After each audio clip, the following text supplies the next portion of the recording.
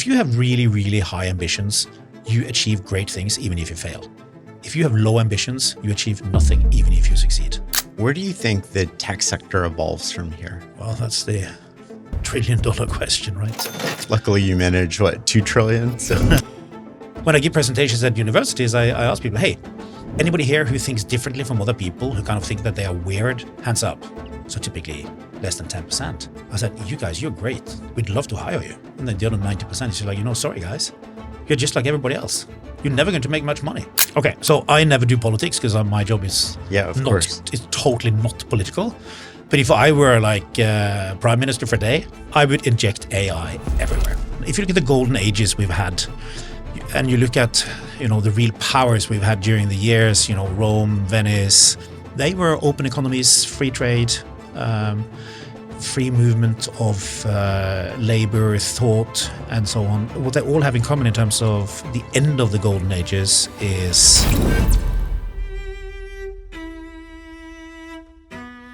what are you leaning against right now? Well, I think the stuff to lean against, if you really want to do the opposite of everybody else, would be to do less AI-related investments and more real estate investments. How do you see real estate playing out? Well, that's a very tough one, right? But it's not very popular. And I see that a lot of big investors are reducing their exposures to real estate. So that's probably a good sign, right? That there are better times ahead. What do you think of office? I guess that's the worst real estate class right now. It's very bad. It's very bad. So you have to think, in a way, you've had a bit of a perfect crisis there now in that COVID meant that more people were working from home. You had some trouble with, part of the banking system. You had rates, being relatively high. And so you've had a few factors there impacting it negatively. How do you think about rates? I mean, historically, there's been I think the average is 6% or something, somewhere thereabouts. And we've been lower than that for almost 20 years now. Yeah, we've been very low and for a very long period of time.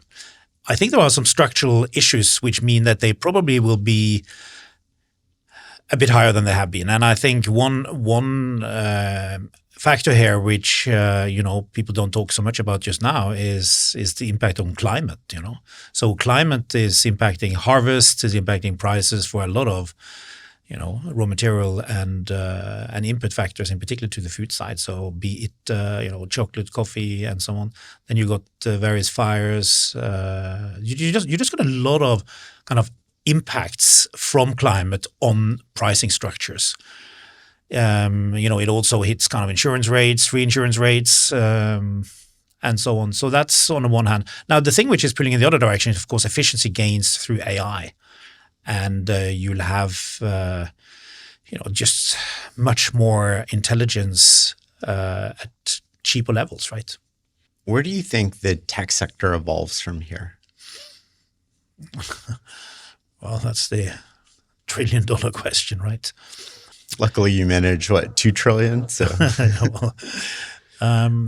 It's pretty hot, right? That I think we can agree on that. And I think it's quite interesting. So you have Jensen Huang, the CEO of NVIDIA, who goes to Korea, right? He hangs out with the guys at Samsung. They go and have, some deep fried chicken. And so when they are photographed in this chicken restaurant, the share price of that chicken chain is going up like 20%, right? And the company that actually breeds chicken in Korea is going up a lot. And the company that does the robotic arms to actually deep fry the chicken is also going up a lot. So it's just indicates to me that this is now a very, very hot sector when things like that happen. What would be your argument for the fact that we're in an AI bubble and then against the fact that we're in? Well, I think, AI bubble, you would look at things like valuations, you'd look at circularity in terms of ownership and vendor financing, these type of things. You'd look at news coverage. You look at things like what happens when they eat, chicken at a restaurant. So you just kind of look at how frothy a sector is. On the other side, it has huge ramifications for how we live our lives. And we see in our firm, we are increasing productivity probably by 20% just by utilizing it more. And we're just stuffing it in wherever we can. and it's making a huge impact. How does that show up, the increase in productivity? Well, it shows up in that we do more with the same amount of people. We are keeping headcount now flat, and we are just producing more and producing better quality. What do you think would cause inflation to come back? Slower world economy, AI leading to more productivity gains, humanoids, so increased use of robotics, which is just a cheaper labor supply. Is AI making decisions now at the firm, or is it? No, there is always a human in the loop, but it's helping us. It's supporting our decision making. Do you think it'll ever replace humans in investing? Not in our place, but clearly in some places, right? You have fully automated, investment models in a lot of places. What skills do you think will matter more in an AI world? Interpersonal skills. The ability to talk to people, the ability to listen, and empathy.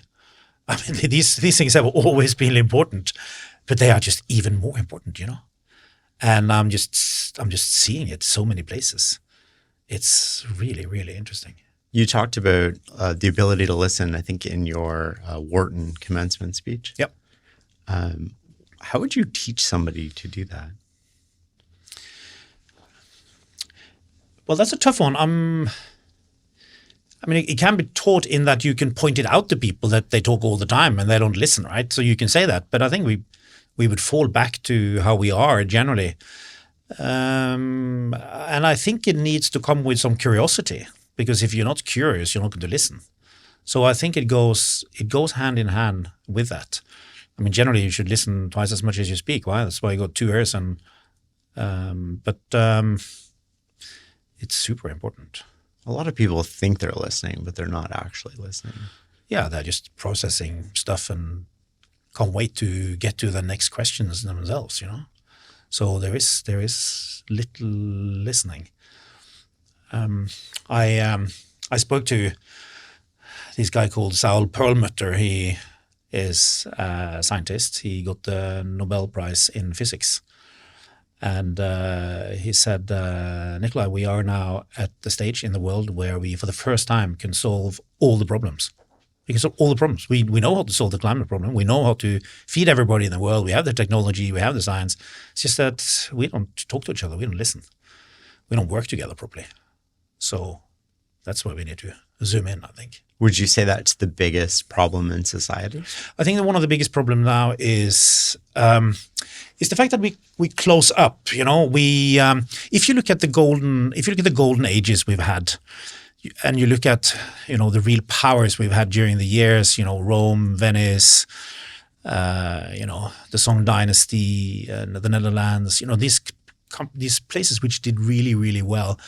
They were open economies, free trade, free movement of labor, thought, and so on. And what they all have in common in terms of the end of the golden ages is close-up free trades, tariffs, end of immigration, end of free thought, the rise of the strongman, attack on freedoms of all types of sorts, and we are seeing that in many places of the world, and that's a negative. Which one of those concerns you the most? All the above. For me, it's free speech. It's like that seems to be the big limiter. Yeah, but you need new ideas. You need to rejuvenate countries and societies. But yeah, clearly free speech is important. How do you see the difference between American and European mindsets? So this is super interesting, right? And now I'm in New York for a month, and wow, the energy here, the entrepreneurship, the drive. I just get so much energy just living here. Level of ambitions super high. Versus Europe, where there is, Europe is a fantastic place too, right? But for different reasons. Culturally incredible, food pretty good in many places. but less ambitions. The thing with ambitions, I think it's so interesting. If you have really, really high ambitions, you achieve great things even if you fail. If you have low ambitions, you achieve nothing even if you succeed. And so having great ambitions is just fantastic. And, in America, 5, do you think 5 is a high number or a low number? For what? Well, just generally number. Is number 5 high? Low. Well, there you go. You think 5 is low. Okay, you ask a European, is 5 high or low? They would say it's pretty high. So it's just and so the whole concept of, growth rates, ambitions, and so on is different. And then, of course, you work much harder in America. That's just not something I think. It's just the facts. You got less holiday and so on. Do you think that's good or bad? I think it's both. I think it's good for some things in society, and I think it's not so good for the people involved. It's so interesting because if you think of it from an evolutionary point of view, evolution doesn't care about you, it cares about the species. Yep. And so it would sacrifice you and make you work harder for the good of the whole unit and Yep. the survival of the unit. Was it a culture shock when you came to Wharton? To Wharton? Yeah. Absolutely. Absolutely. Well, you see, in a way, Norway is the opposite of Wharton. Because in Norway, everybody's supposed to be the same. You have this thing called janteloven. It's just don't think you are fantastic in any way, shape, or form. So you come to Wharton and I sit there in a class and it's just hey, what do you guys want to achieve in life? And one of my fellow students just hands up, what do you want to do? I just want to conquer the world. And that's kind of a statement which is totally normal, at Wharton, but it's not particularly normal in where I'm from. How would you change that to add more ambition? I don't think you can change it. You can't change you can't change a nation, but you can change it in your own company, and you can work on the corporate culture in the firm you work, and you can change it with yourself and your family and your friends. But to change the ambition level of a whole country, I don't think you can do that. It's tough. How would you go about it if you had to, if that was your task? Okay, so I never do politics because my job is of course. It's totally not political.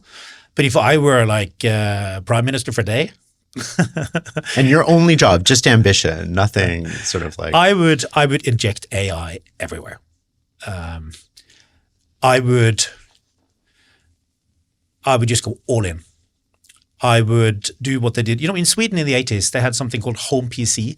So they bought 800,000 PCs in a country of, I don't know, at that stage, let's say it was 6-7 million or something, 8. Put them in people's homes, and it just increased the digitalization of the country. So now you have, Spotify, Klarna, all these things. So is it directly linked? No, probably not, but they increase the digitalization. Now they're doing the same thing with AI. Now they're doing the same in Iceland. In Iceland, they announced a cooperation project with Anthropics, where they're basically going to stuff it in to all the schools and all that kind of thing. And I think it should be perfect for Norway. It's a highly digitalized country, and where people think it's pretty nice to have a lot of spare time. And of course, AI helps you with that. And it's you read the book about NVIDIA, for instance, and Jensen Huang talks about this once-in-a-lifetime opportunity.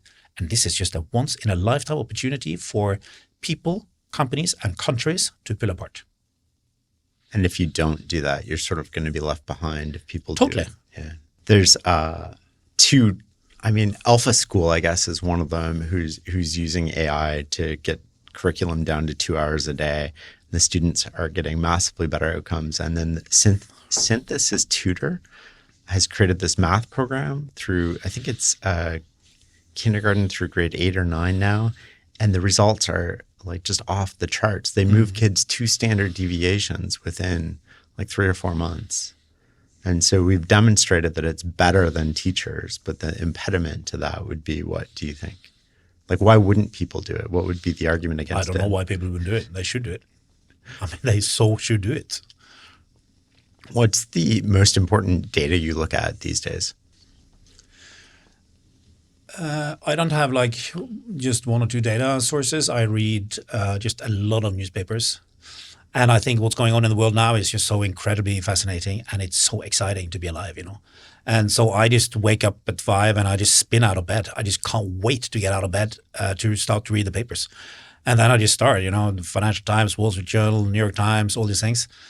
And wow, the stuff that goes on now is just incredible. Things that you didn't think was possible, a year ago, that's now happening, right? I was up in a forest a few weeks ago, and with 7 of my best friends, and we were predicting, okay, what's going to happen over the next 12 months. So we tape record it, and then we were playing our predictions from last year. And, these are really clever people. And how do you think we did? Terrible. Terrible. I mean, we were like 80% wrong. We didn't predict that Trump would win the election a few weeks later. We didn't think about like tariffs and the relationship between the US, Europe, what's going on now in the US, in Europe, in India, in China. We had no clue. And so I think trying to predict in this world is just more and more, useless. So what you need to do, you just need to work on speed and agility. Go deeper on that for a second. How important is speed and agility? Well, I have a big thing with speed. Speed is, well, I mean, speed is a mindset, and it is, It struck me again going back to New York. I buy this, every morning I buy this, egg and ham roll. And just the speed with which they wrap it. I mean, So the speed in New York is very high. But speed generally, I think, is super important, It comes to this first principle. Things shouldn't take longer than they need to take. You save time by being fast. So this sounds a bit strange, but, if I send you an email and you answer within 1 minute, how long does that email need to be? Two words, right? And I'm impressed because you answer really quickly. If you answer the next day, how long does it have to be? Well, a paragraph. And you answer a week later, it needs to be a page, right? So you just save time by being quick. You're in meetings all day. You're trying to stay present, but you're also worried you'll forget the decision, the action item, the important next step. That's where Granola comes in. Granola is an AI-powered notepad for meetings. You jot down rough notes like you always do, and in the background, Granola transcribes and turns them into clear, useful notes when the meeting ends. There are no bots joining your calls, no distractions, just a clean notepad that helps you focus. During or after the call, you can chat with your notes. You can ask Granola to pull out action items, help you negotiate, make a decision, write a follow-up email, and so much more. I even use it when I'm listening to podcasts. Once you try it on a first meeting, it's hard to go without. Head to granola.ai/Shane. and get 3 months free with the code Shane. That's granola.ai/Shane. Most things worth having in life reward focus. Dating should too. The League is built for people like me who know who they are and what they want. Instead of endless options, it delivered me a curated set of profiles each day, so my time and attention stay directed towards what matters. What stood out to me most is the community. High-quality people who are intentional and serious about building something real. If you're ready to approach dating the same way you approach the rest of your life, with clarity and purpose, this is worth your attention. The League. Find someone in yours. Download the app and apply today. How do you think about urgency? That's one thing that was not a word we used when we were sort of like thinking about American versus European mindsets. I just think urgency is. I try to build urgency into most things. In my office, I have this watch, this kind of clock, and it counts down the days I've got left in my job. So it's not because I look forward to stop working, because I love my job. But I have this thing on the wall, and so you come in and say, "Hey, Nicolai, we're going to work on this, and I'll sort it by January." And I said, "January? Look here, I've got 1,765 days left. We need to do it now." And then you say, "Oh, really? You only have 1,765 days left? Yeah, let's do it now. So you build urgency into these tasks. I love it. I like that. That's a cool, really good idea. When I was talking with Charlie Munger about predicting, and he basically said it's a fool's errand. It's better to position and have agility, but you kind of have to mix that with a stubbornness too. Yeah. How do you think about that? So I think the most important thing to have in investing is you need to be stubborn, but you need to have the ability to change your mind. Very few people have that. Somebody like Stan Druckenmiller has it. but the combination is rare. You need to be stubborn, in order to do the opposite of everybody else. And when you do these kind of contrarian investments, there will be periods where everything goes against you, and it's stressful, but you need to hang in there. Do you think you can teach people to change their minds? I think you can, to a certain extent, you can teach them. It's easier as you get older, I think, because you've seen more cycles. But it's difficult to find people who are really contrarian now, because you need to live in a space where people don't agree with you. And we, in today's world, everybody wants to be liked and, have 100 likes on Facebook or whatever. And so to be different from other people is tough. So now when I give presentations at universities, I ask people, hey, anybody here who thinks differently from other people, who kind of think that they are weird, that nobody understands them, hands up. So typically less than 10%. I said, you guys, you're great. We'd love to hire you. Can everybody else put their hands up? And then the other 90% is like, sorry guys, you're just like everybody else. You're never going to make much money, but there is hope. You can change, And I kind of think people, hopefully they go out of that room and think, you know what? I want to be different. It's something we should really treasure and love. Weird is good, right? Go deeper on that for a second in terms of, I think a lot of people optimize their lives not necessarily to be liked, but definitely not be, hated or disliked by people. And that causes all these weird societal distortions. Yeah, but you don't have to be disliked, even though you disagree. People disagree with you. But in my mind, life is not a popularity contest. So my wife says that. Well, only people without friends say that. But I don't think so. I think life is for sure not the popularity contest.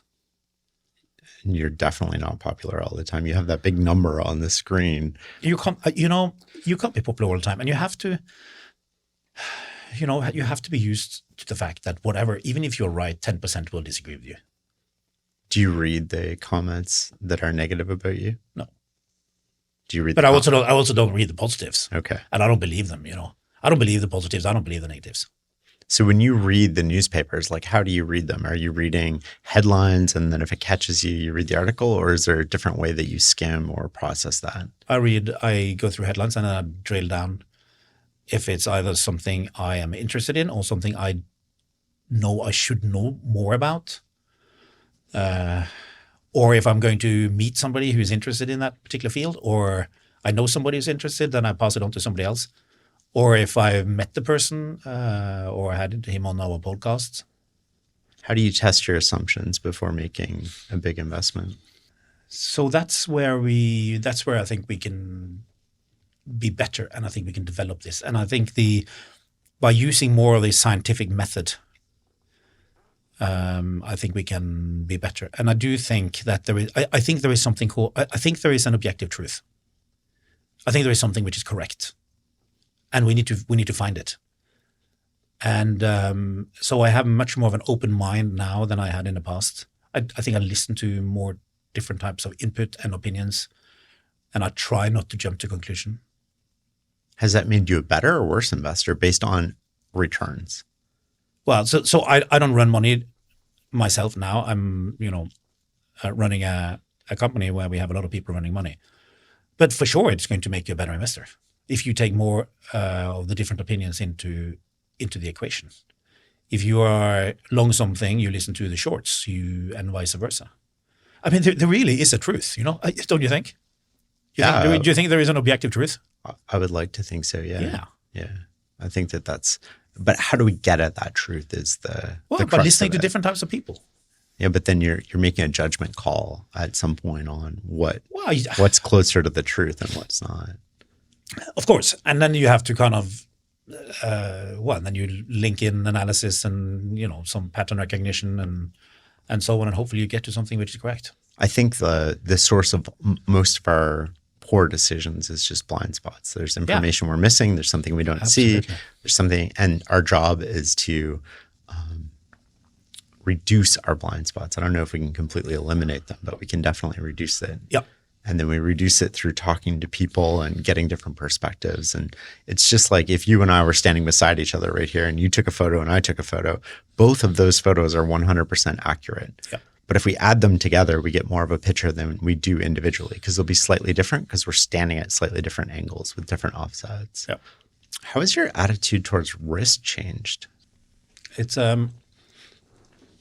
it's a difficult one. I probably in some ways become more risk averse. On the other hand, there are some risks I probably take more of now than I did in the past, right? So people's risk appetite depends on many things. I mean, everything else being equal, men take more risk than women, which is why we crash our cars much more, right?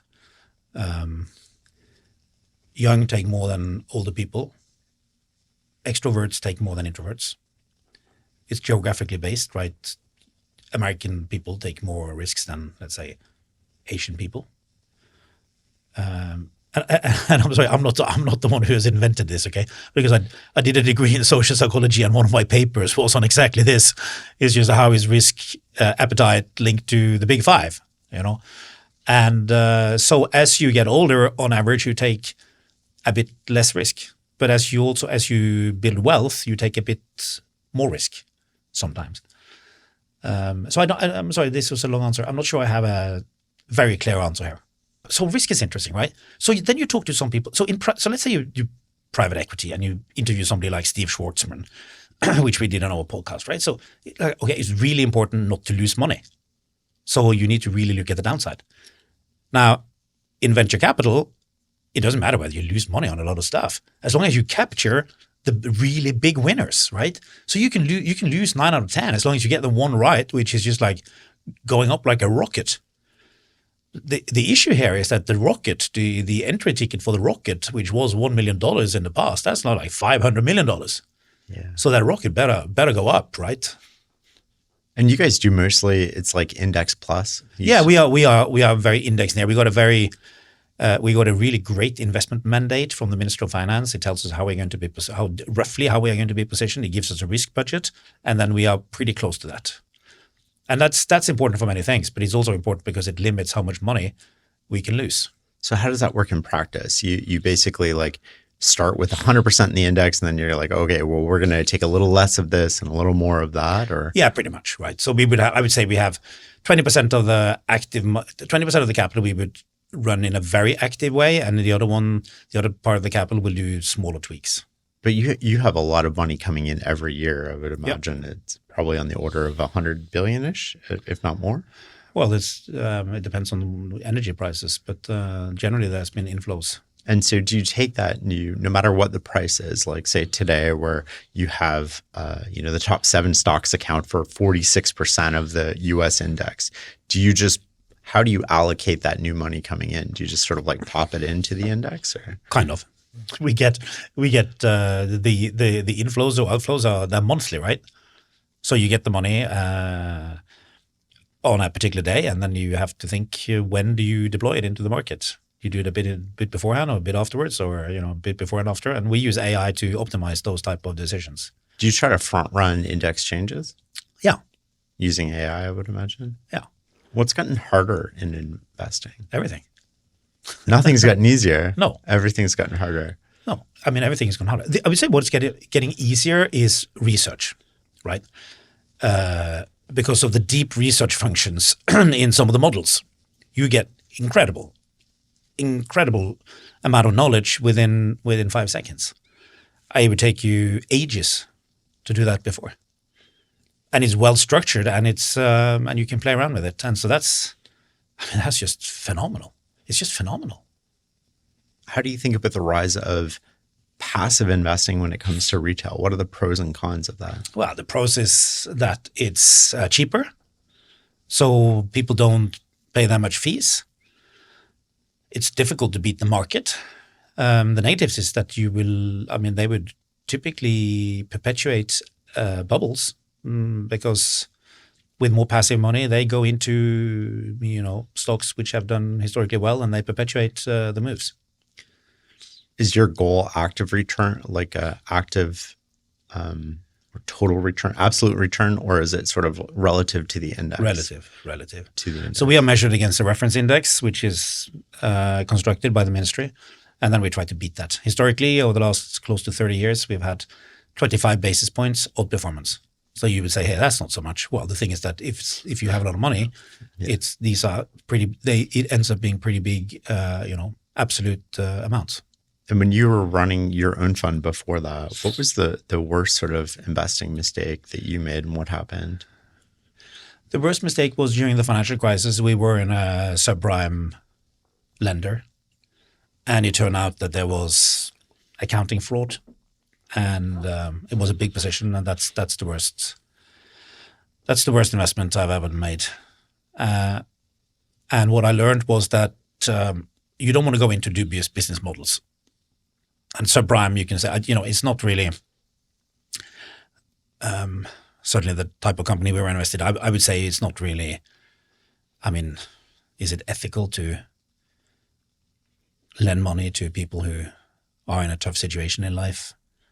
Well, I don't know. It certainly was a really bad investment. I wouldn't invest in that type of company now. What would you like? What was the lesson you took away from that? Is it the business model? Is it the ethics? It's just a business model, and it's just I just don't want to. I just don't think you should profit from people who have a tough time. What would be the counter argument to that if you were to argue with yourself? I don't think there's a good counter argument. The pushback wouldn't it be like, maybe I'll play devil's advocate here for a second, but wouldn't it be that people all need credit? We've all been down on our luck, and maybe we don't have the best credit rating. And but it's just how you do it and how you go about it and what you charge for it. Yeah. It shouldn't be sort of usury rates for sure. No. Did you do a postmortem after that? Totally. And then how do you have the confidence to sort of come back and take big swings after you lost a lot of money on that one?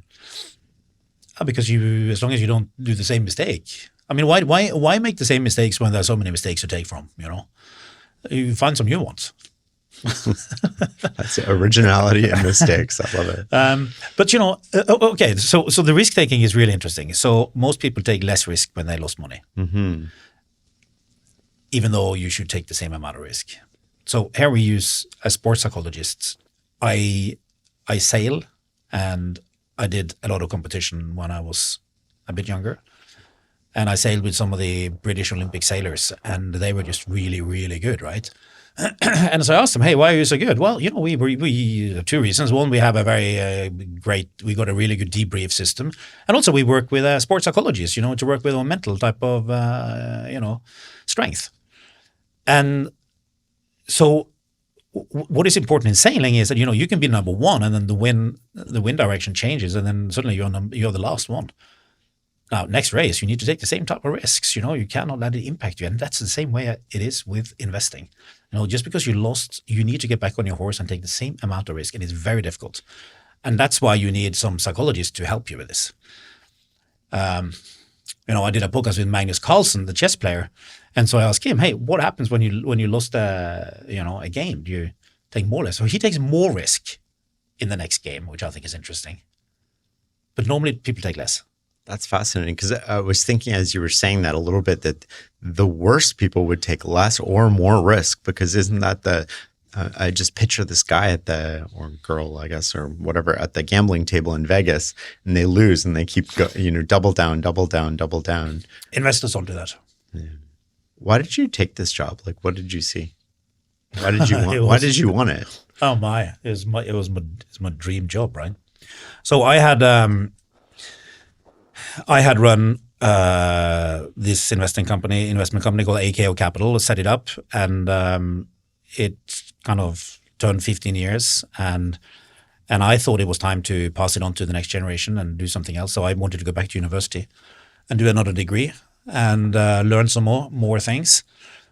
And then I had, just before that, done a degree in social psychology and organizational development. And so when this job came up, he was just like, wow, it combines, asset management. And asset management is the most interesting thing you can do in life, because it's about everything that moves, everything you eat, wear, drive, all that kind of thing. It's about psychology, it's about markets, it's about greed and fear, it's about macroeconomy, geopolitics, defense. It's about everything, right? So it is the most incredible game you could ever construct. Then I could combine it with organization development and really see whether we could take this organization, to a place that it hadn't been before, and then do something great for the country. So all my interests came together in one job.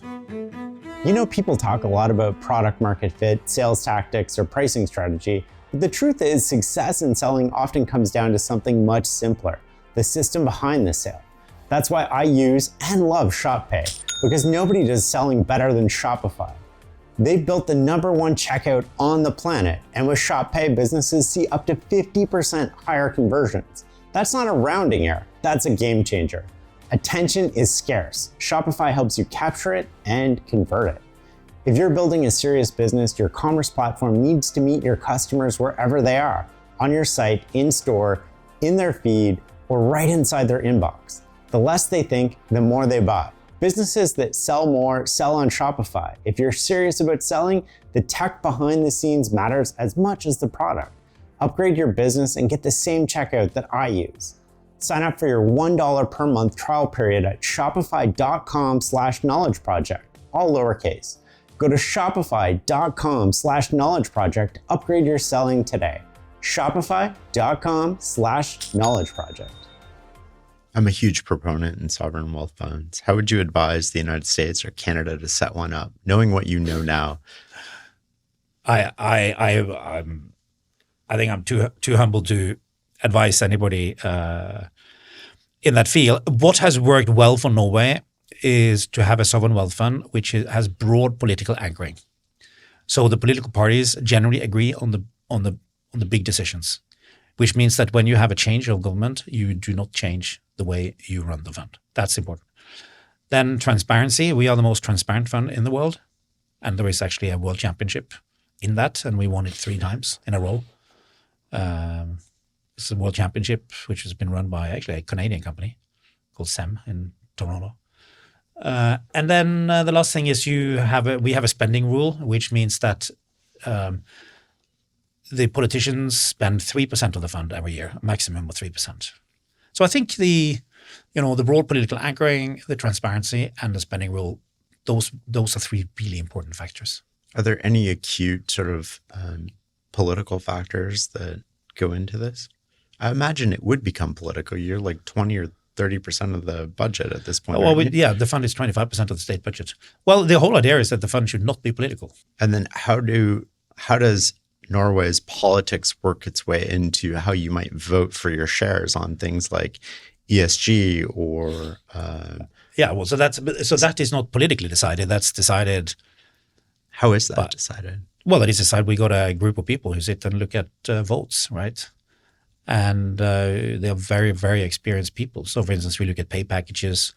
Are they structured in a way which coincide with the way are they aligned with our interests? Are they long-term enough? Are they equity-based enough?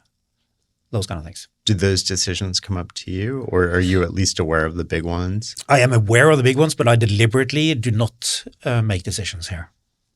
What was the thinking behind voting against Elon's pay package? Like, what was the rationale? The team thought it was too big and didn't have the right alignment with shareholders. Yeah. Do you think and the fact that it was dilutive, and we own shares in 9,000 companies. If all the CEOs were going to have $1 billion, that would be pretty expensive for us. I like to think of it as you basically have almost a 2% toll on the world economy at this point, or something similar. Is that a fair way to think about it? I think so. I think that's really cool, personally. How do you build long-term thinking into the organization? It's very difficult because people want to do things. Okay, I think wealth is basically created by owning 1 or 2 really good assets, and then you just hold on to it for the very long term. That's when you look at the wealth, the really big pockets of wealth. That's basically how it has been created. So you make money by doing as little as possible in terms of ownership and change of ownership stakes. But imagine now you're a portfolio manager you come home from work on Monday and your husband asks you, hey, how was it today? What did you do? I did nothing.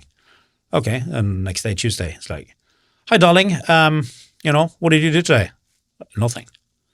And the same thing on Wednesday, Thursday, Friday. And it's just like at the end of the week, hey, did you do anything? No, I didn't do a thing. It's not intuitive that that's easy, right? So very often the most difficult thing is not to do anything. And so one way to look at it is what I call the inertia analysis. It means you take the portfolio from Jan 1 and you see what would have been the investment result if I just stuck to that and not made a single change. And then you look at your actual results for the year. And so often you actually have detracted from your performance by the things you've done. That is so true. What does it mean to think long term? Like if you were to, are there elements to that thinking that go into it? Well, you have to figure out what's your time horizon, right? Ideally, we should be thinking with a wealth fund, we should think 50 years ahead. But that's tough because you haven't got a clue what the world is going to look like in 50 years' time. We don't even know what it's going to look like in, I would say, 3 years' time is probably the max you can look into the future. So it's very tough to be long-term in what you do. I know Druckenmiller is widely known to take a position, then do research after. Yeah. Do you do that as well? Or Well, I did that quite a lot. And I think it's, why do you want to do that? Well, first of all, if your gut feel is good, and people don't believe in gut feel if you call it gut feel. If you call it pattern recognition, more people believe in it. But if your pattern recognition is good and you see something that looks really interesting, the probability of that being a good investment is pretty high. Okay, it's like way over 50%. And by taking a position, you create some urgency in the research process. And it's also easier to add to the position, if it goes up, because you already have some shares, right? So it's just like mentally a bit easier to get going. So I was in his camp. do you think you can teach intuition or pattern recognition, if you will? No, you can't, but you gain it with time. So I did a research process when I studied social psychology. I interviewed the 20 best asset managers in Europe. And I asked them, about pattern recognition. When do you use it? When don't you use it? Well, first of all, you call it gut feel. Nobody believes in it. You call it pattern recognition. A lot of people believe in it. You don't believe in anybody else's gut feel, only your own. You can't apply it when you're young because nobody believes in it. You can't go to your boss and he's like, hey, you know what? I think we should buy a 100 million worth of Apple. It's like, okay, well, why? It's just a gut feel I have. It doesn't work, right? Nobody's going to listen to you. So you need to be pretty senior, and ideally you want to be the boss, because if you're the boss, you can actually do it, and it gets better over time. So the best people use a combination of the two. They use a combination of pattern recognition and analysis, depending on the situation.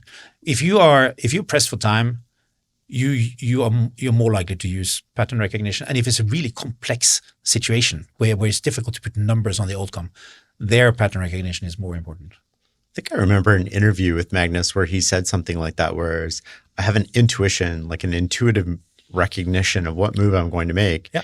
And then the follow-up was, well, why does it take you like 5 minutes to move sometimes? And he's like, well, I'm double checking.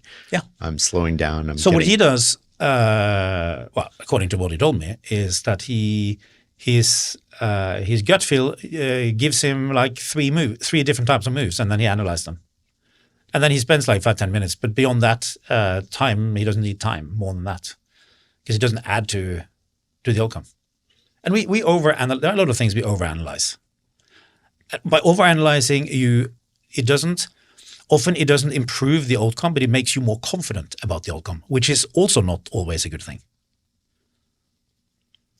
How do you think about chess, which is sort of like a defined board, defined rules, finite?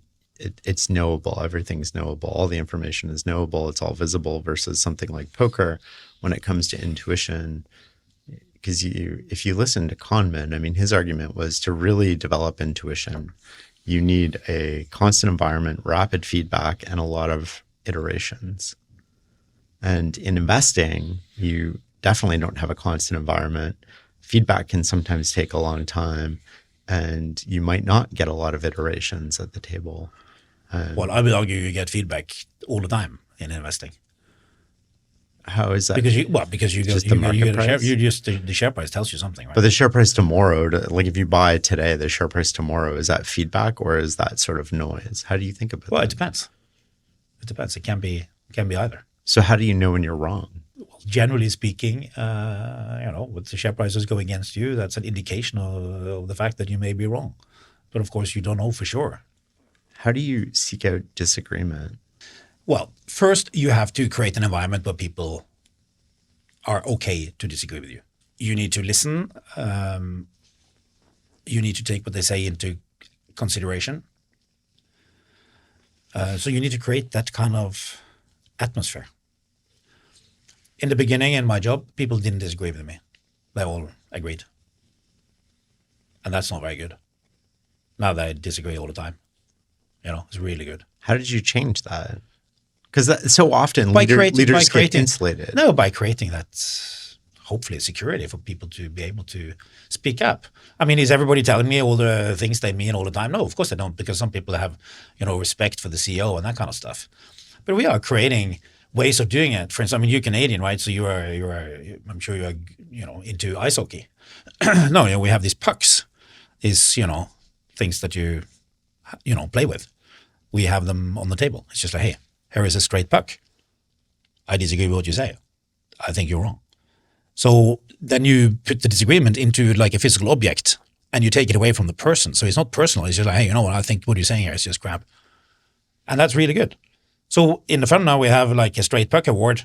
So the people who's kind of talking up, properly disagreeing with me gets a puck. It's good. I like that idea. I love it. I think it's just really good. What other ideas do you use internally that would be along the same lines that may seem interesting or counterintuitive that are actually super effective?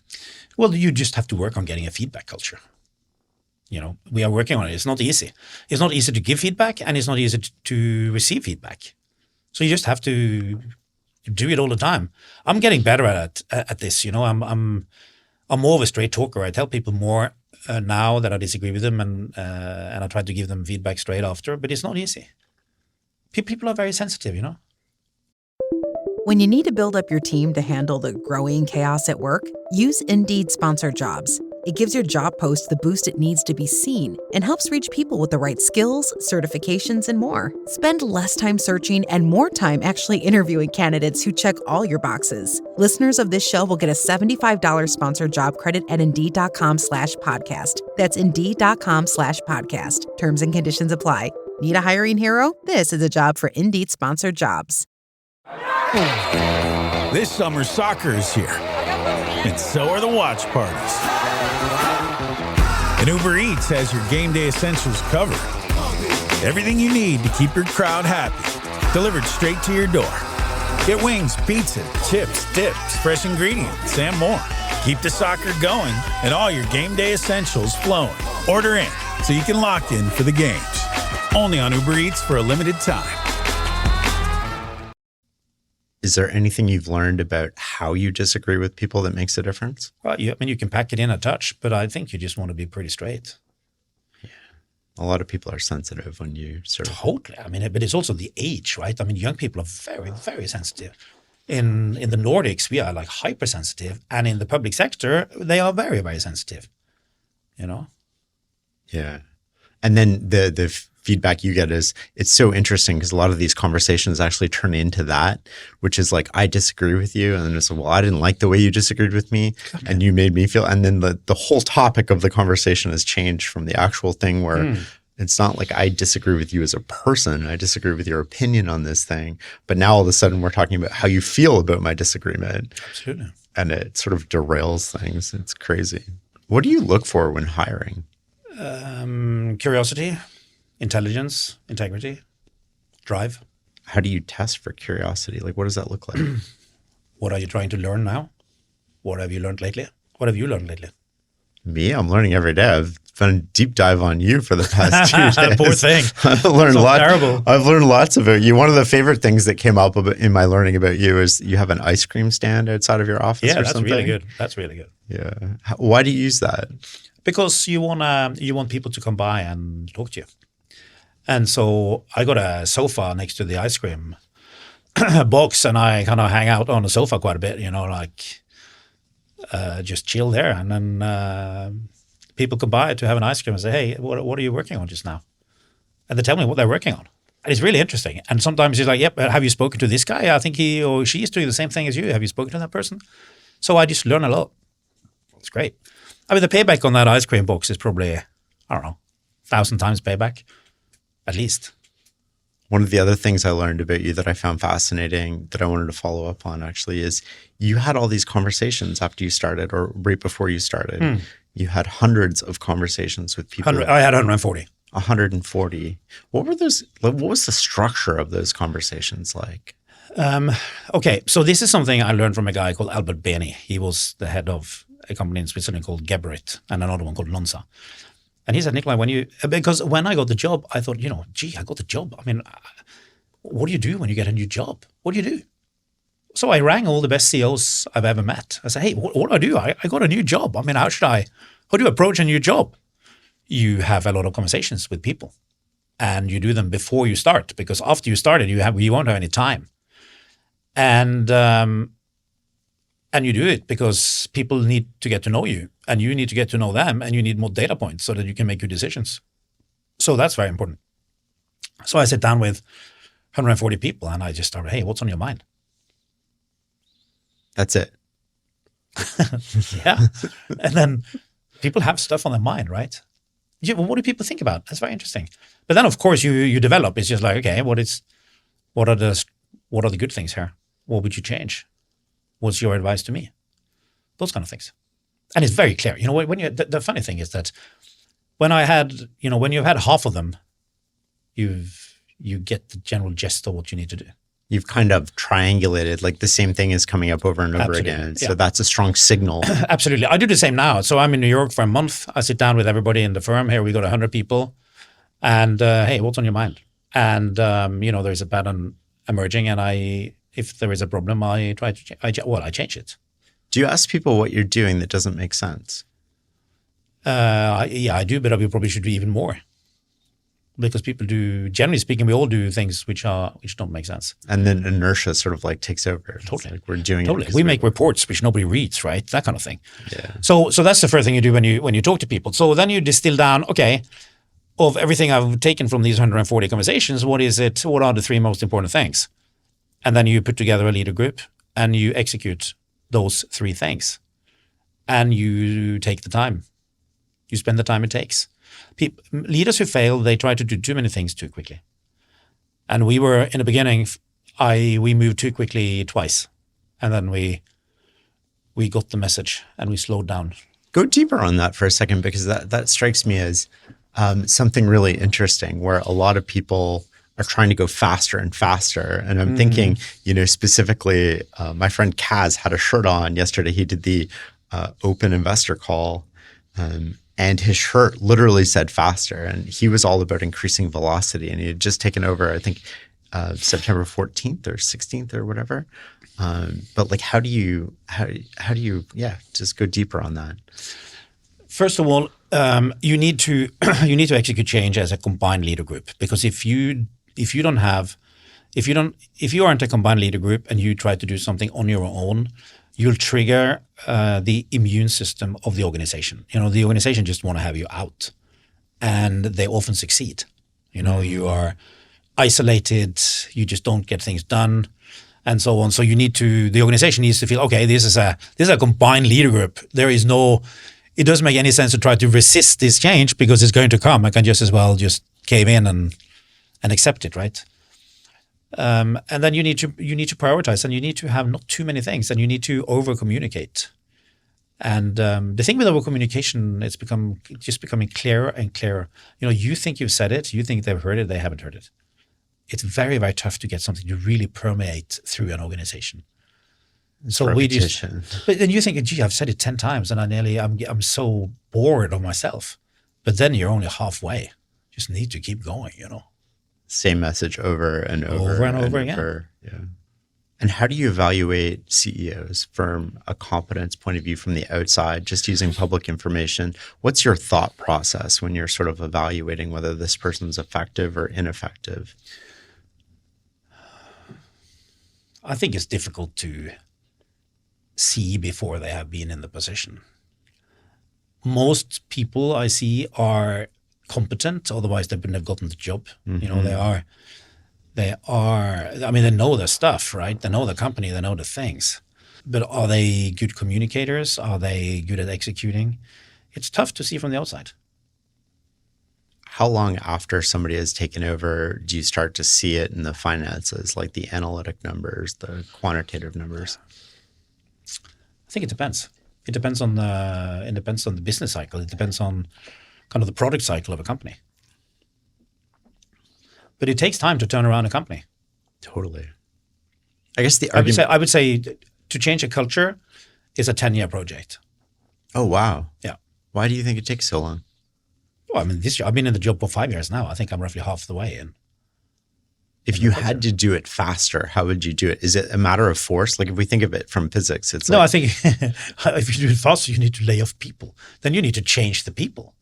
Right. And in some businesses you can do that, but you know, we can't do that. In Europe it's difficult, and also we got great people. You know, we were amazing people. I think we got an incredible lineup of, you know, very, very able, you know, professionals. And so, you know, but there just are a few things that we'd love to, you know, to change, right? We want to have more feedback into the system. We want to move a bit faster. We want to have a bit less fear. We want to do these kind of things. But that was, I mean, it was, it wasn't working as well before you as now maybe, but it's sort of like that's working when you think about. Yeah, I mean, it was working well. I mean, it's a great company. It was nothing wrong with the company. I mean, really good. I mean, just had a fantastic performance, right? But I just thought it needed some tweaks. Yeah. But I mean, technologically, it was top notch. Compliance-wise, top notch. A lot of really, really good things. It's the envy of the world now.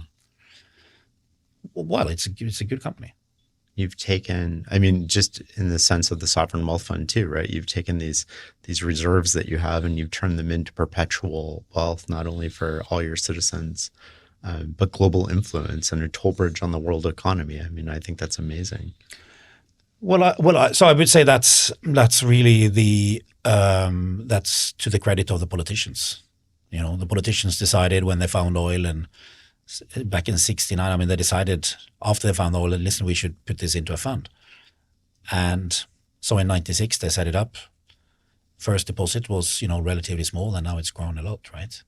But the politicians were really foresighted, and they've been good ever since to be true to the principles. What are you trying to learn right now? Lots of things. I just feel I know so little. And, you know, I'm just looking at the podcasts I'm doing over the next few months, and I'm learning about all these kind of things. And I needed to learn them anyway, but that kind of makes it urgent. I really need, you know, by next week, I need to know more about networks. I need to read up on crypto. I need to read up on IMF. I need to, oh my, there is just so much I need to learn. It's incredible. You guys don't invest in... No, we don't, but I'm talking to somebody who's in that space. In crypto at all? Yeah, and I just don't understand. I don't understand it, so I need to learn. Is it that you don't invest in the coins themselves, or you sort of like a Bitcoin, or you don't invest in the exchanges like Coinbase or something? Well, we have some ownership stakes in some of the infrastructure because it's in the index, and we are, you know, so we would own it in a bit more of a passive way. How much do you work? I work all the time. But it's not work. It's like Jensen. It's life. Is it like Jensen? You wake up at 5 and you're like go until 9, and then you know, for him it doesn't feel like work. It's just. Well, it's a bit to say. I mean, that's what he told me, and I I mean, he works a lot more than me because he works every holiday and every Saturday and every Sunday and all the time. But I tend to wake up at 5 and then I read papers and try to understand what's going on in the world, and then I start to shoot mails. And I have a notepad at the side of my bed because if I wake up in the middle of the night, I typically have some ideas. And if you don't get them down on a piece of paper, you're going to forget them, right? So I do that, and then I work at meetings. And I read in the evenings and, check out the papers for the next day. But it's not work. Yeah. It's just like, it's life. So many people, Michael Ovitz gave me this phrase, but it's like so many people fight their job. And so that it's more of like a transaction than an integration between work and life. And it strikes me that having the view that you have towards work is much healthier. Yeah, but not all people. I mean, it's not like everybody have the opportunity to work with what they love, and not everybody is that fortunate. But I've been really fortunate in that I've ended up with the things I just cannot think of anything more interesting in the world. Who do you go to for advice? I go to lots of people. I speak with as many people as I can. The funny thing, when you ask people for advice, what do they think about you afterwards? Do you think they think that you are more clever or less clever? More clever. Because you must be very clever. Who asked me for advice? He must be really clever. He understands how clever I am, and therefore he wants to have my opinion. What surprised you the most this year? Everything that goes on in geopolitically. You didn't see it coming, or it just continues to like push the limits of what you thought was possible? Yeah. But makes life interesting to live. You can do one or two. If you don't like what's going on, you can be really depressed about it, or you can put on your student hat and just think, oh my, I can't believe I'm alive to see these things. It's so interesting. Yeah. And I think it is like super interesting. And technology, so the thing is that everything is coming together at the same time. The technology development now is just like totally phenomenal. Right? What a time to be alive. It's the best. I wake up every day It's the best. Yeah. And I remember it was only a couple of weeks ago where AI actually made the first sort of bio advance that humans hadn't made. It was on cancer research, and they tested the hypotheses, and it was true. And it was like, this is like Neil Armstrong stepping on the moon. Like this is incredible. This is incredible. The first stage of the first real thing. I thought that was amazing. I was so excited about that. We always end with the same question, which is, what is success for you? Success is to make an impact in other people's life in a positive manner. It's a great answer. Thank you for taking the time today. I really appreciate it. Thank you.